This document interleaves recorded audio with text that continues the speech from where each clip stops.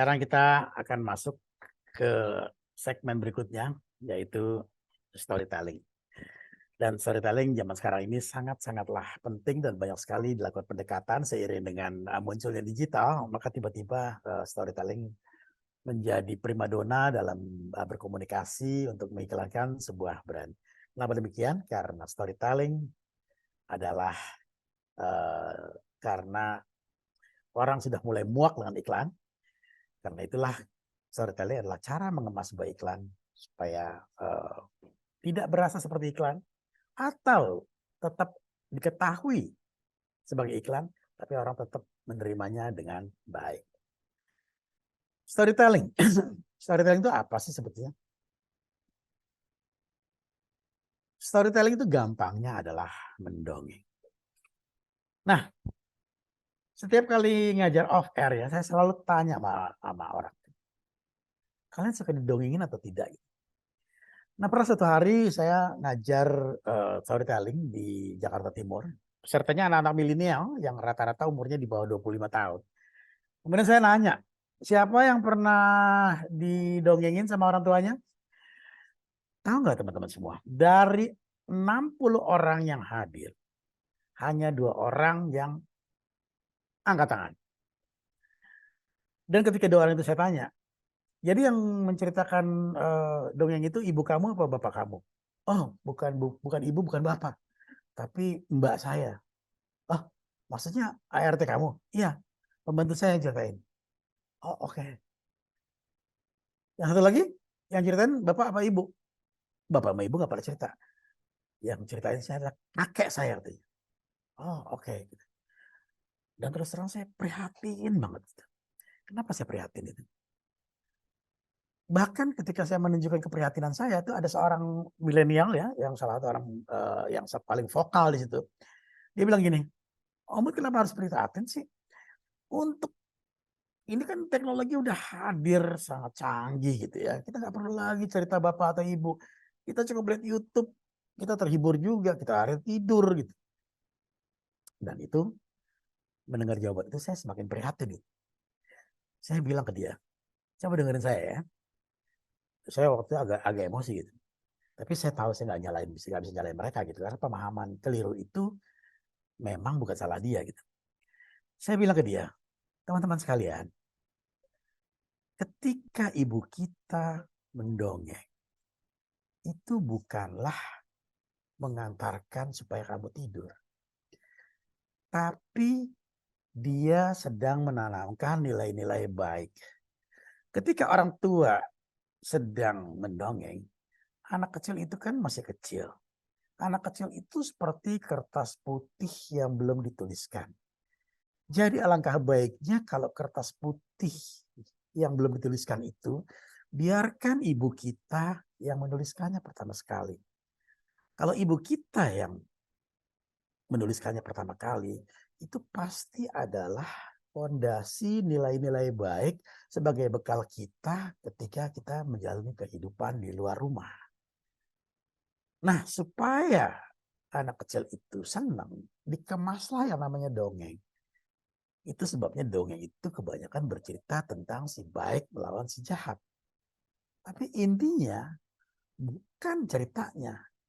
Sekali lagi ceritanya itu nomor 2. Yang nomor 1 adalah menanamkan nilai-nilai baik kepada anak kita di saat mereka masih kecil, mereka masih polos dan paling gampang dituliskan, memberikan fondasi kebaikan-kebaikan itu supaya mereka ketika keluar rumah mereka bisa punya fondasi yang kuat. Jadi ketika mereka diajak main mandi di kali di air kotor, mereka bisa bilang, oh nggak mau, nggak boleh tuh air kotor tuh banyak kuman-kuman nanti saya sakit. Atau diajak mandi hujan, mereka nolak nggak mau, ntar bisa sakit. Kalau seandainya anak kita bisa nyautnya begitu, berarti kita sukses sebagai orang tua dalam menanamkan fondasi-fondasi kebaikan itu. Jadi buat semua teman-teman sekalian ya, yang khususnya buat yang masih punya anak kecil, tolong ya dengan sangat, saya minta dengan sangat, tolong dongengin anaknya waktu kecil. Dan buat teman-teman yang belum menikah, ya, tolong ingat-ingat pesan saya, kalau nanti lahir anaknya, tolong dongengin. Jadikanlah ritual mendongeng itu sebagai cara kita sebagai orang tua untuk yang pertama kali membangun fondasi kebaikan kepada anak kita. Dan itu tidak bisa digantikan dengan film-film di YouTube atau di manapun, atau di TikTok. Nah, suatu hari saya mengajar lagi di Bintaro, namanya Laku Kopi. Laku Kopi itu kafe yang sangat kecil ya, tapi karena teman saya itu minta tolong saya, katanya, "Bud, lu mau nggak ngasih workshop storytelling supaya tempat gua rame nih?" "Oh, oke, boleh." Akhirnya saya datang sana dan saya mengajar lagi. Kira-kira total 40 orang di situ. Dan saya menanyakan pertanyaan yang sama. Teman-teman sekalian, siapa yang pernah didongengin? Dan hari itu karena banyak yang sudah dewasa ya, semua hampir lebih dari 50% angkat tangan. Saya pernah didongengin. Tapi yang menarik ya, ada seorang ibu yang sudah cukup tua, menunjuk tangan dan dia bilang, "Saya bukan hanya didongengin, bahkan saya masih ingat dongengnya." "Oh ya? Serius nih, Bu?" "Iya." "Nama Ibu siapa?" "Saya Ibu Reti." "Oke. Dongeng apa tuh Bu kira-kira, Bu? Boleh diceritain dikit?" Padahal saya cuma minta ceritain doang ya, tapi Ibu Reti tiba-tiba berdiri, mengambil mic saya, kemudian dia berbicara kepada audiens. "Teman-teman, mau nggak dengar cerita saya, dongeng yang waktu diceritain oleh ibu saya waktu saya kecil dulu?" "Mau." Ya, semua orang nyaut ya. Dan si ibu pun bercerita kepada audiens. Dia bercerita dengan baik. Dia bilang, "Tahu nggak, ada kancil. Kancil itu kan terkenal binatang yang sangat cerdas. Suatu hari dia ingin menyeberang sungai. Tapi masalahnya sungai itu dipenuhi dengan buaya. Dan melihat si kancil ada berdiri di pinggir sungai, buaya-buaya itu sudah mulai bermunculan ke atas permukaan sungai, menunggu si kancil lewat dan untuk memangsa mereka. Dan si kancil sebagai binatang yang sangat cerdas, tidak kehabisan akal, dia bilang, buaya, saya tidak takut sama kamu. Walaupun saya sendiri, saya akan melawan kalian semua. Kalian jumlahnya berapa?" "Waduh," kata si buaya, "kita nggak tahu juga, kita pokoknya ada banyak." "Jangan ada banyak. Saya pengen tahu saya sendiri lawan berapa ekor buaya." "Waduh, caranya gimana nih, Cil?" "Repot, Cil. Gini, buaya, coba lo baris sekarang ya. Barisnya horizontal ya, dari pinggir sungai, kemudian menyusun sampai ke ujung. Oke?" Dan si buaya itu pun menyusun dirinya sendiri dari ujung kali tempat si kancil berdiri sampai di ujung seberang. Kemudian si kancil berkata, "Oke, semuanya bergerak ya. Soalnya saya mau hitung nih. Kalau bergerak nanti saya salah hitung. Oke?" "Oke, Cil." "Oke, sekarang saya hitung. 1, dia lompat ke buaya pertama. 2, buaya kedua. 3, 4, 5, 6, 7, 8, 40. Begitu sampai di buaya ke-40, si kancil melompat ke pinggir sungai dan menengok ke arah buaya tadi. "Terima kasih buaya-buaya ya, kalian telah menjadi jembatan bagi saya sehingga saya bisa melewati sungai ini. Terima kasih buaya, dah." Dan dia pergi masuk ke dalam hutan. Ibu ini adalah seorang pencerita yang hebat. Semua orang terpukau dengar ceritanya, termasuk saya gitu. Saya nanya, "Ibu, kalau boleh tahu ya Bu ya, Ibu umurnya berapa Bu?" Tahun ini tuh umur saya 70, mau 71. "Oh, udah 70 tahun Bu ya?" "Iya, saya 70 tahun." Waktu diceritain itu, Ibu umur berapa? Waktu ibu saya menceritakan dongeng ini, saya kira-kira umur 5 tahun. 5 tahun teman-teman sekalian. Jadi ada seorang ibu yang berusia 70 tahun dan masih bisa mengingat dongeng yang dia dengar ya 65 tahun yang lalu. Bayangin, sebuah dongeng sederhana tapi mampu bersemayam sedemikian lama di benak seseorang. Dan ternyata hal ini tidak terjadi pada ibu itu aja gitu. Ternyata saya juga mengalaminya. Saya nanya kepada teman-teman saya juga, "Masih ingat gak Oh ternyata rata-rata masih ingat. Ada yang bercerita tentang bawang merah bawang putih, ada yang bercerita tentang Cinderella, ada yang bercerita tentang si kancil, banyak sekali, macam-macam sesuai dengan apa yang diceritakan oleh orang tuanya. Tapi intinya adalah semua dongeng itu sebagian besar atau sebagian kecil masih bisa diingat dengan baik oleh kita semua. Nah, fenomena inilah yang membuat pakar-pakar marketing berpikir, kalau iya sebuah cerita mampu menanamkan pesan sedemikian dahsyat, kenapa cara mendongeng ini tidak dijadikan saja sekalian sebagai strategi marketing? Karena ternyata udah hebat nih, ternyata 65 tahun loh ibu itu ingat pesan dalam dongeng tersebut. Kalau kita jadiin strategi marketing, berarti kan kita bisa melakukan hal yang sama, menanamkan pesan yang sama sehingga nempel di benak target audiens kita. Nah, saya berusaha mencari storytelling ini lebih dalam ya. Dan setelah saya teliti, ternyata cara menyampaikan pesan melalui cerita itu memang adalah cara yang ampuh, cara yang terbaik. Kenapa? Sekarang kita tidak usah peduli ya, siapapun kalian, apakah kalian beragama Islam, beragama Kristen, beragama Buddha, beragama Hindu, beragama Konghucu. Coba kita lihat kitab-kitab suci kita. Itu banyak sekali storytellingnya. Ternyata Tuhan menyampaikan pesan kepada umatnya dengan storytelling.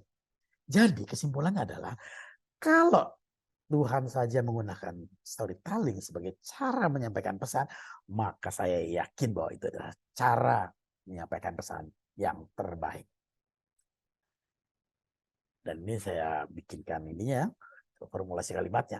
Story is the most powerful tool to send messages. Even God used it too. Saya dulu sekolah ngaji waktu SD ya. Saya sekolah ngaji sekitar 2 atau 3 tahun ya, saya lupa gitu ya. Yang ingin saya sampaikan adalah saya tidak ingat sama sekali nasihat-nasihat Ustadz itu kepada saya. Saya tidak ingat sama sekali pelajaran-pelajaran si Ustadz yang diajarkan ke saya. Tapi saya mampu mengingat sampai sekarang cerita-cerita Ustadz tentang mujizat-mujizat Nabi itu. Ini saya tahu tuh, oh ternyata Nabi Yakub begini ceritanya, Nabi Musa begini, Nabi Isa begini, Nabi Muhammad begini. Saya tahu semuanya itu. Kenapa? Ya itu tadi, kembali bahwa itu si Ustadz itu menyampaikan pesan itu melalui cerita. Walaupun cerita itu bukan dari dia ya, dia baca di tempat lain, tapi tetap saja efeknya sama. Yang namanya cerita akan nempel di benak kita. Jadi alangkah baiknya kita mulai mempertimbangkan apakah kita lebih baik menyampaikan pesan melalui cerita atau tidak. Tapi saya yakin itu adalah cara yang terbaik. Sekarang kita kasih salah satu contoh storytelling. My name is Umi. Umi Kazrina. I like her.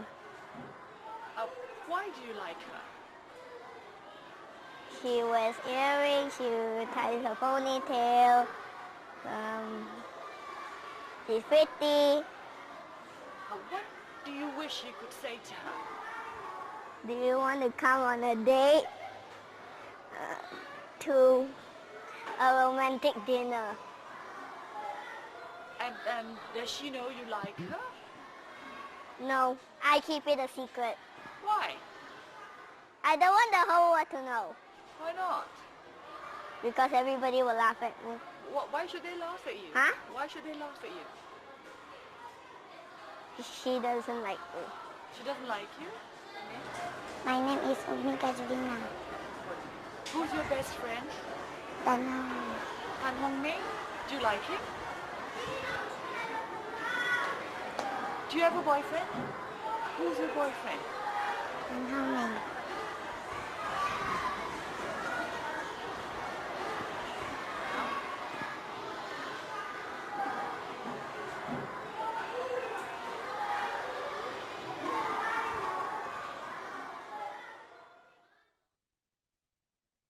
Oke teman-teman sekalian, yang membuat kreator dari video ini adalah teman saya, teman akrab saya, namanya Yasmin Ahmad. Beliau sudah meninggal sekarang. Al-Fatihah. Dia orang Malaysia. Dan dia selalu melihat isu-isu pertikaian antar ras di Malaysia, antara India, Cina, dan Melayu. Dan dia selalu menyampaikan pesan melalui kampanye-kampanyennya adalah bagaimana kita tidak boleh rasis.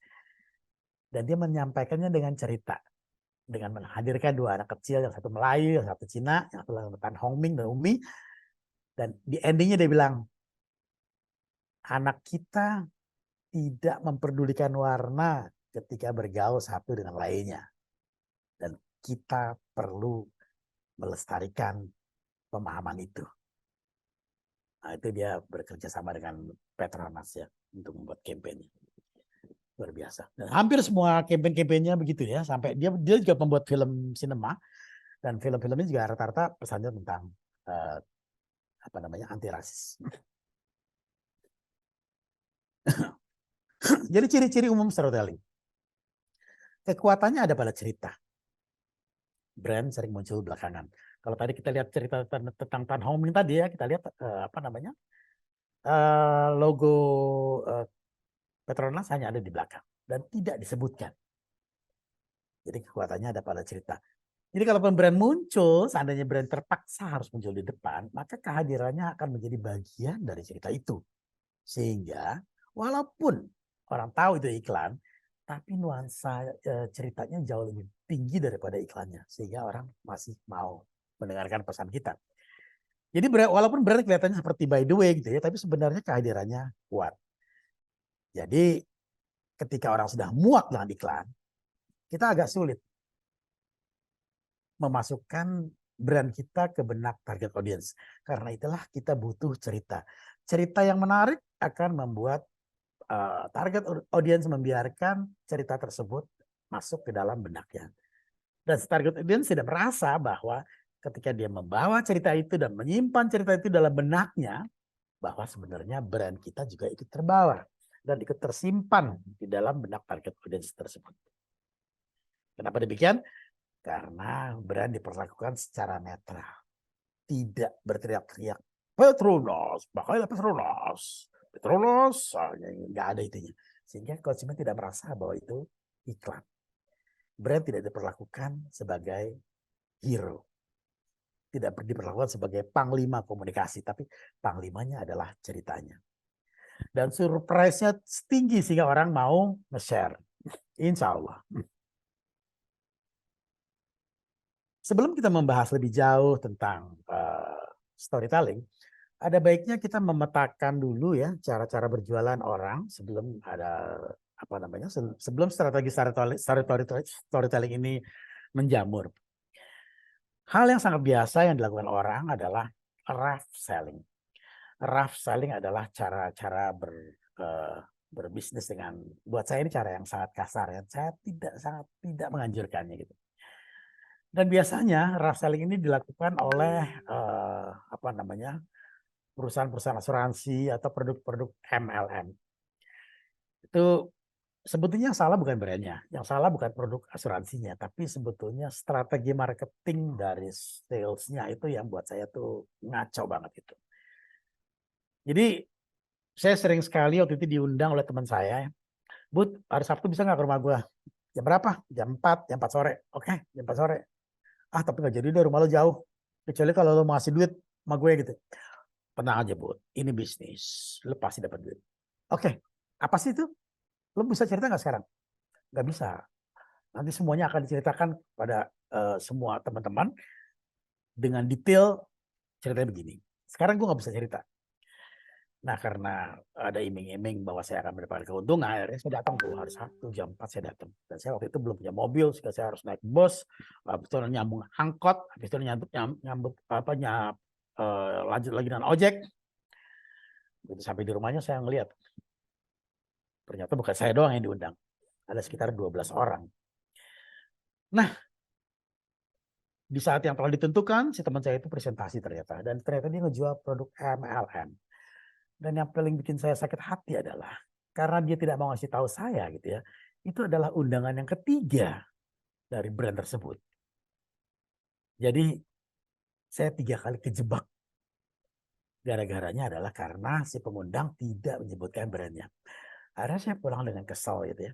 Saya pulang dengan kesal dan saya bilang ke istri dan anak-anak saya, kalian tahu brand yang namanya brand ini nggak? Oh tahu.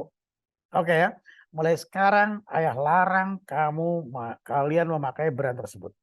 Kalau ayah lihat brand ini sampai dia ada di rumah ini, ayah bakar atau ayah buang ke tong sampah. Sampai sebegitunya saya saking kesalnya gitu. Dan itu baru saya ya. Kalau teman-teman yang lain punya pemikiran yang sama saya, itu sangat tidak bagus untuk image dari brand tersebut. Gitu. Karena brand building itu susah. Itu membangunnya butuh fondasi yang kuat gitu ya. Kenapa begitu? Karena kalau marketing itu hanya bertanggung jawab pada sales. Tapi branding itu adalah tanggung jawab semua orang dari presidir sampai office boy, sampai messenger, sampai resepsionis. Karena saya kan pencinta alam ya. Saya pencinta alam, saya waktu itu saya sering banget habis itu naik gunung, turun gunung itu saya capek, males kemana-mana lagi, saya biasa nebeng truk yang kebetulan lewat itu, numpang gitu. Nah biasanya truk-truk yang lewat di sana tuh ngasih gitu ya, naik, sampai kita ketemu jalan raya. Nah pernah suatu hari ada satu truk, apa namanya, yang kita mau tebengin, ada brandnya gede gitu, yang nggak perlu saya sebutkan ya brandnya ya. Nah begitu teman saya naik ke atas truk itu, tiba-tiba truk itu berhenti dan si supir mengeluarkan kampak. Dia bilang, turun nggak? Gua bacok lo semua lo. Oh kita shock banget. Dan lagi-lagi teman saya ngomong gitu, catat tuh brand tuh, kita sebarkan ke semua orang, jangan pernah membeli brand itu lagi. Jadi itulah pendekatan rough selling ya, yang tidak bagus. Dan branding harus dipikirin bahwa itu tanggung jawab semua orang. Sales memang tanggung jawab orang marketing, tapi branding tanggung jawab dari presidir sampai ke jabatan yang paling rendah. Yang kedua adalah hard selling. Hard selling adalah cara berjualan dengan cara berteriak-teriak ya seperti tukang obat gitu ya, biasanya ya kecap nomor satu. Nah cara berjualan seperti ini biasanya sulit dipercaya karena terlalu mustahil gitu ya. Misalnya kita ngeliat TikTok atau di IG gitu, maukah Anda nonton iklan doang tapi bisa mendapatkan miliaran rupiah dalam seminggu? Itu iklan tuh banyak banget kita lihat. Tapi saya belum pernah dengar ada yang minimal teman-teman saya nggak ada yang mau ini. Ini ada apa sih ini? Ada kayak asapnya, ada coret-coretan lagi nih. Betul, minta bantuan Mas Bayu ya. Apakah ada yang nge-hack? Lanjut aja Om Bud nanti. Lanjut aja ya. Nah, ya terima kasih Bang. Nah, hard selling itu salah satu contohnya adalah di begini. Apakah Anda mau punya bisnis yang bisa mendongkrak penghasilan minimal 100 juta per bulan? 100 juta per bulan. Padahal gaji seorang kreatif director yang sudah berpengalaman 20 tahun aja itu paling 50 juta per bulan. Dan gajinya 100 juta bahkan bisa Anda kerjakan secara sambilan. Sambilan loh. Lewat notebook dan gadget Anda dengan cara yang mudah. Ini yang saya bilang too good to be true. Biasanya iklan-iklan seperti ini tidak bekerja gitu ya. Atau kalau ada yang kepepet biasanya baru. Kalau kepepet biasanya orang percaya tuh. Karena daripada kepepet minimal ada harapan lah. Kita jalanin aja. Tidak, biasanya mereka itu menemukan kekecewaan ketika menindaklanjutinya. Soft selling. Nah kalau soft selling adalah cara berjualan secara halus ya. Dengan style yang elegan. Banyak orang menyukai iklan seperti pendekatan-pendekatan soft selling ini. Akan tetapi, walaupun mereka sangat menyukai iklan tersebut, biasanya mereka nggak mau share. Tetap aja mereka nggak mau share. Kenapa? Karena mereka tahu itu iklan. Mereka bilang, gue kan bukan endorser. Kalau gue endorser sih gue mau deh. Jadi tapi lo harus bayar gue kan. Setiap kali satu kali posting gue dikasih berapa, baru gue mau. Nah, itu namanya iklan soft selling. Kenapa? Alasan orang tidak mau nge-share iklan kita karena orang itu tahu itu iklan. Contoh soft selling itu adalah seperti begini. Ini ada iklan Chivas Regal ya, iklan whisky ya di Amerika. Dia itu ditayangkan ketika hari bapak atau hari ayah Father's Day. Dia sama sekali tidak menjual di kopinya, di copywritingnya dia tidak menuliskan sesuatu yang berbau menjual, tapi dia menuliskan sebuah puisi. Nggak begitu jelas ya kata-katanya, jadi saya ketik ulang biar teman-teman pada baca. Dia tidak pakai headline, langsung ke puisinya. Ini tulisannya apa sih? Because rat rides bicycle, aduh saya nggak baca ketutupannya. Because semuanya dimulai dengan kata because. Because you let me play cricket on the lawn. Because you used to dance in the kitchen with a tea towel around your waist. Ini kata-kata anak kepada bapaknya. Because your checkbook was always busy on my behalf. Because our house was always full of books and laughter. Ya biar cepat saya langsung loncatin ke bawah ya. Because you made my wife feel one of the family. Because you wanted to go to McDonald's last time I bought you lunch. Because you've always been there when I need you. Because you let me make my own mistakes and never said, I told you. Because you still pretend you only need glasses for reading. Because I don't say thank you as often as I should. Because it's Father's Day. Oh, maaf. Because it's Father's Day. Because if you don't deserve sifat regal, who does? Luar biasa ya. Ini puisinya bagus banget nih. Saya datang dari keluarga yang sangat religius gitu ya. Saya tidak pernah menyentuh alkohol gitu ya, karena itu haram ya, hamar. Maka tapi begitu saya baca puisi ini, saya begitu tersentuh ya emosi saya sampai saya mikir-mikir gini. Sekali-sekali nyoba nggak apa-apa kali ya. Kan nggak tagihan ini gitu. Nah itulah yang saya maksud dengan sebuah formulasi kalimat. What to say-nya kita cari apa, idenya kita dapetin apa, ketika menjadi what to say, ketika menjadi how to say, kalimat-kalimat kita menjadi seakan-akan mempunyai unsur magic, mempunyai daya bujuk yang luar biasa, sehingga menggerakkan kita untuk melakukan sesuatu sesuai yang diharapkan oleh kreator dari iklan tersebut. Nah ini ada salah satu yang sangat menarik ya, namanya covered selling. Covered selling ini ya, covered itu adalah menyembunyikan. Jadi covered selling ini adalah cara beriklan ya, tapi brandnya nggak disebut. Atau kalau tahu disebut pun nggak berasa gitu. Sehingga banyak orang nggak tahu dan tidak merasa bahwa itu iklan. Nah karena orang nggak merasa dan nggak tahu bahwa itu iklan, jadi banyak yang share. Karena orang Indonesia pada dasarnya kan baik-baik ya. Ketika dia merasa ada suatu kebaikan, wah dia share. Nah misalnya saya ya. Saya waktu itu kena penyakit namanya HNP. Hernia nucleus pulposus. Itu adalah salah satu jenis penyakit kalau orang Indonesia bilang saraf kejepit. Dan saraf kejepit saya itu tuh kena di lumba 135 ya, tiga lumba sekaligus. Satu aja udah kesakitan, tapi karena saya kena 3, jadi saya tuh sakit banget sehingga saya pakai kursi roda. Itu saya pakai kursi roda dari tahun 97 tuh ya, pertama kali saya kena. Dan saya tuh sudah berobat ke berbagai tempat gitu ya, ke Haji Naim udah, ke dokter Patmo, ke dokter Niko tuh ya, satu bedah saraf, satu lagi bedah tulang, pernah belajar totok silaolinsi, saya pernah ke Penang, saya pernah ke Korea, saya pernah ke Jepang untuk berobat, tidak satu pun yang bisa menyembuhkan saya. Sampai suatu hari saya ketemu teman saya, teman SMA saya, namanya Yuyun. Dia seorang akupuntur. Dan tiba-tiba dia ngeliat saya, Bud, udah lu sakit loh, Bud. Iya. Ya udah sini, belum buat sama gue deh. Ya, saya sih ya hitung-hitung silaturahmi gitu ya. Saya kasih aja. Cuma ciri khas dari akupuntur gue ini berbeda dengan akupuntur lain nih, Bud. Sakitnya minta ampun nih. Lu tahan sakit gak? Sakit saya itu sakitnya minta ampun gitu. Jadi kalau dia menawarkan kesakitan yang lain lagi, saya nggak keberatan. Ya, lo boleh melakukan apa aja lah untuk punggung gue. Silakan. Selama itu yakin bahwa bermanfaat buat gue. Dan akhirnya saya diobatin sama dia. Dan tahu nggak teman-teman? Saya memang nggak sembuh. Tapi saya minimal tidak pernah pakai kursi roda lagi. Padahal dari tahun 97 saya berobat itu waktu itu tahun 2010. Jadi saya seberapa tahun tuh?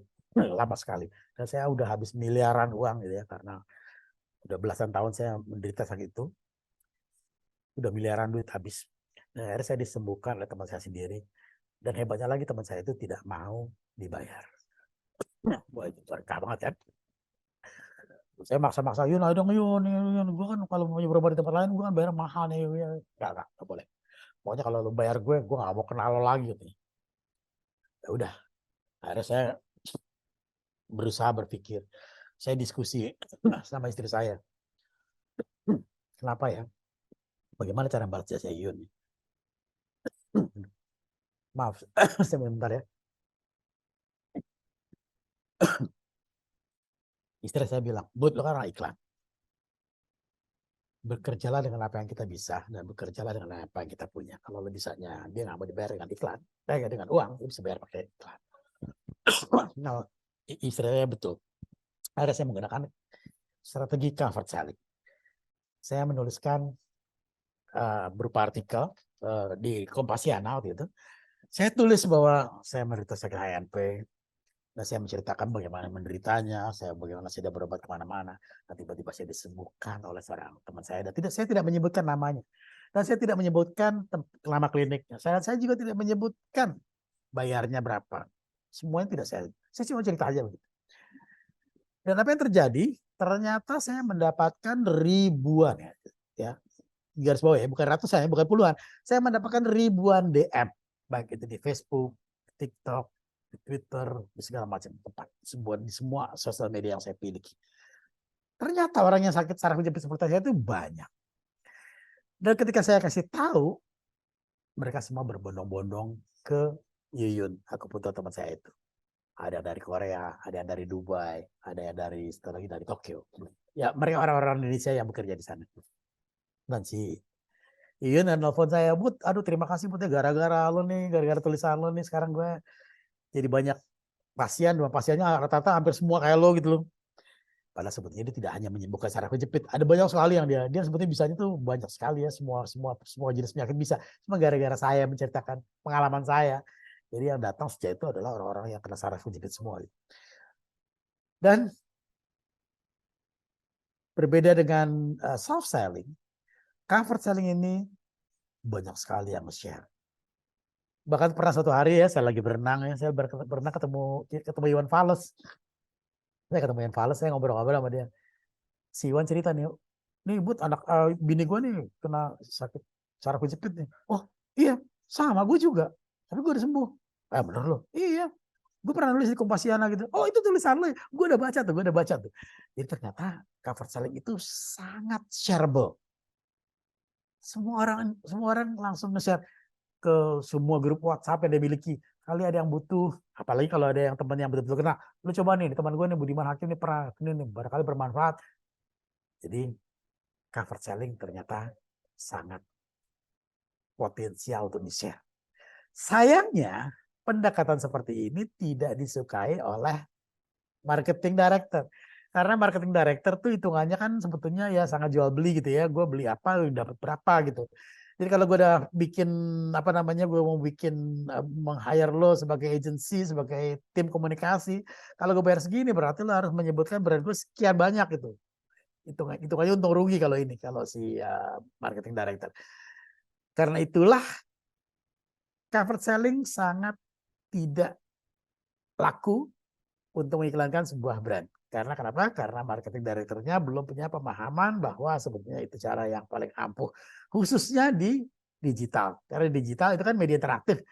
Seperti tadi saya bilang bahwa kalau yang nggak jelas mereka langsung bisa DM saya. Mereka bisa komen di ruang komen. Jadi artinya banyak sekali yang tidak menyadari ya director marketing itu bahwa jarang sekali transaksi terjadi gara-gara iklan di digital. Tapi maksudnya di iklan di dalam digital. Seringkali transaksi itu terjadi justru di ruang komen. Itulah manfaat dari media digital, media interaktif.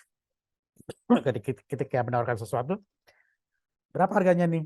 Oh ya, berapa nih? Success story berapa? Ini berapa? Ini berapa? Boleh nggak saya lihat websitenya? Soalnya saya pengen lihat ininya nih, pengen lihat reviewnya dari orang-orang yang pernah beli ini.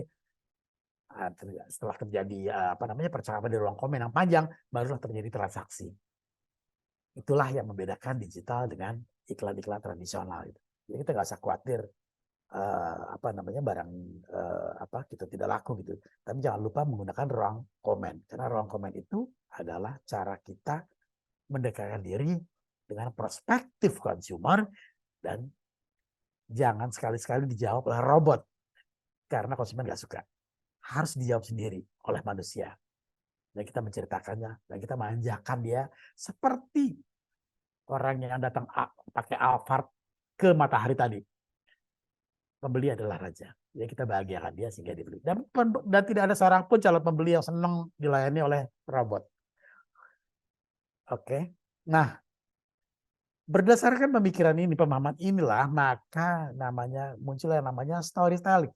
Oke, ini kalau yang mau baca artikel saya ya bisa ditulis aja gitu, HNP bisa disembuhkan tanpa operasi. Itu punggung saya itu, lihat saya disiksa oleh akupuntur saya. Oke, sekarang di manakah letaknya storytelling dalam peta cara berjualan dari yang telah kita paparkan di atas? Kita sudah mengetahui bahwa soft selling adalah cara berjualan yang sangat disukai oleh netizen. Tapi orang nggak mau share. Sementara covered selling adalah cara yang paling banyak di-share oleh banyak orang, tapi tidak disukai oleh marketing director. Nah, storytelling ada di irisan tersebut. Sehingga diharapkan dengan perkawinan silang ini, storytelling akan mendapatkan dua manfaat sekaligus. Yaitu pertama, storytelling ini disukai oleh banyak orang, tapi sekaligus juga orang mau nge-share-nya sebanyak mungkin. Seperti kita lagi menanam bibit unggul. Oke. Ini ada salah satu senior saya ya, namanya Subiakto Priyo Sudarsono. Dia pernah bikin storytelling. Nah, itu menarik buat saya. Sekarang saya sering pinjam dia ini. Dia pernah nulis storytelling begini. Judulnya Puyong Hai Sialan. Habis benerin Note 5 Donuts Bridge PIM pada Indah Mall ya. Saya mampir ke Bami GM. Kangen sama Puyong Hai, menurut saya memang nomor 1 di dunia. Saya order sepiring nasi goreng dan seporsi Puyong Hai. Sambil menunggu Puyong Hai tiba, saya foto-foto nasi goreng sepuasnya. Takut keburu dingin, saya makan nasi goreng dikit-dikit sambil nunggu Puyong Hai. Sialnya, sampai nasi goreng habis, Puyong Hai sialan itu belum juga tiba. Lalu saya pakai jurus pamungkas yang selalu berhasil. Saya panggil waiter lalu saya bilang, order Puyong Hai saya batalkan, saya minta uang kembali. Lalu saya dengar ribut-ribut dari arah dapur. Dan sekejap kemudian, Puyong Hai sialan itu terhidang. Bungkus, kata saya setengah membentak. 2 menit kemudian saya keluar dari resto Bami GM menenteng bungkusan Puyong Hai sialan itu. Kalau Puyong Hai ini rasanya sedang-sedang saja, barangkali saya sudah kapok balik. Dan Bami GM saya masukkan ke brand hell. Brand hell ya, brand neraka, artinya tidak akan pernah dikunjungi ya. Sayangnya Puyong Hai Bami GM memang enak-enak. Sialan. Nah, setiap kali saya membacakan storytelling ini, saya bertanya kepada audiens, kepada peserta. Coba teman-teman ya, ini sebetulnya iklan atau bukan? Ini udah pasti namanya, udah pasti storytelling. Udah pasti ini namanya cerita. Tapi, apakah ini iklan atau bukan? Dan biasanya jawabannya terbelah. Sebagian mengatakan itu iklan. Karena berkali-kali dia memuji Puyong Hai itu. Puyong Hai-nya enak. Sebagian lagi bilang ini bukan iklan. Saya tanya kenapa, alasannya kenapa? Karena kalau saya pemilik Bami GM, saya tonjok tuh yang bikin iklannya tuh. Masa pakai kata sialan kasar banget dalam komunikasi kita. Kedua, masa dia menceritakan betapa jeleknya servis kami, bahwa Servis kami lama hanya sekedar untuk melayani pesanan Puyong Hai. Saya akan marah sekali. Saya yakin itu bukan iklan. Maka terbelah dua lah pendapat itu. Lalu seorang peserta nanya, Ombud kenal nggak sama yang namanya Pak Biakto itu? Oh ya kenal sekali. Gitu. Boleh dibilang dia tuh my best enemy lah gitu ya. Kalau my best friend kan kurang terlalu standar gitu ya.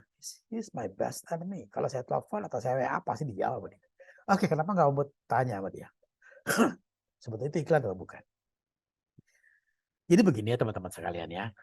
Saya bisa aja nanya ke Biakto, ini iklan atau bukan. Tapi saya memutuskan untuk tidak bertanya. Kenapa begitu, Ombud? Karena sebuah storytelling yang bagus adalah storytelling di mana kita tidak bisa menentukan apakah itu iklan atau tidak. Jadi saya memutuskan untuk tidak bertanya. Saya biarkan seperti apa adanya. Saya nikmati keindahan storytelling tersebut. Kalau saya tanya ke Biakto, saya memang mendapatkan jawaban. Saya akan mendapatkan penjelasan. Saya akan mendapatkan titik terang. Tapi ingat, keindahan dari storytelling itu buat saya sudah hilang. Jadi saya menikmati ketidaktahuan saya tersebut.